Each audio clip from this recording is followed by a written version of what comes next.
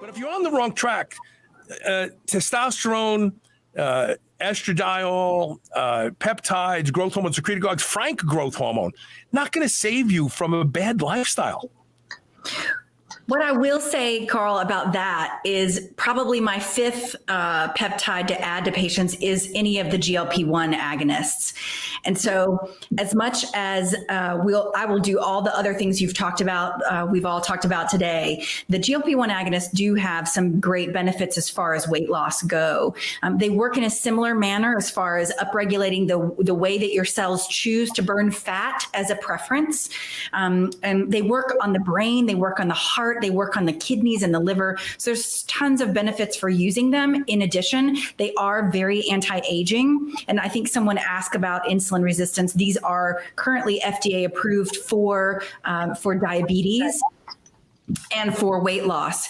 I have had several patients who have not lost weight using them, but I think that's probably more like 10%. Most of the time people lose a good bit of weight. And if you're talking about someone, I have a diet I want to do, but I can't stick to it, this is really it really does help you to stick to that diet if you've gotten a little bit too tied to sugar, for example. It can be really helpful if you're trying to get off of wheat for an autoimmune disease or something like that. It can help you stick to that diet, give you the gumption to do that.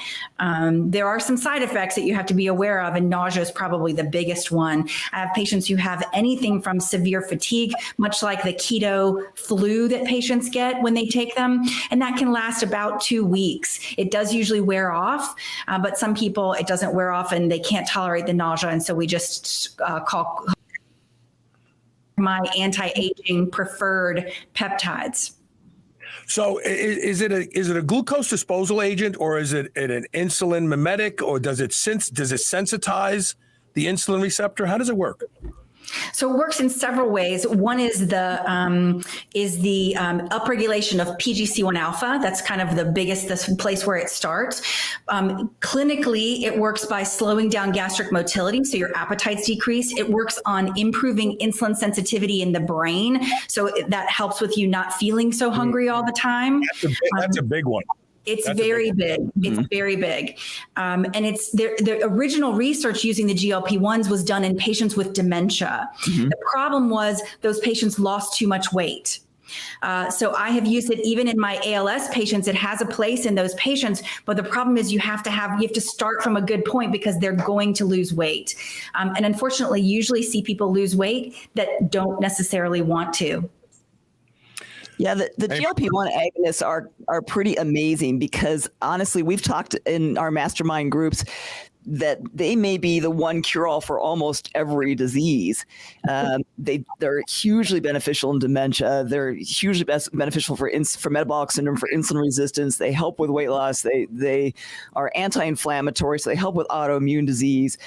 They help with gut. So honestly, the GLP-1 agonists are hugely beneficial for almost every disease. And we could say they might be the number one peptide you should go to for everything. As Suzanne said, I lost a lot of weight on GLP-1 agonists because I was constantly so incredibly nauseous. I didn't want to touch food. So the nausea is sometimes difficult to get around. Usually it goes away, but sometimes you just keep fighting it with people. But they are hugely beneficial and I think underutilized, and they are really, so we use those a lot for helping people lose weight.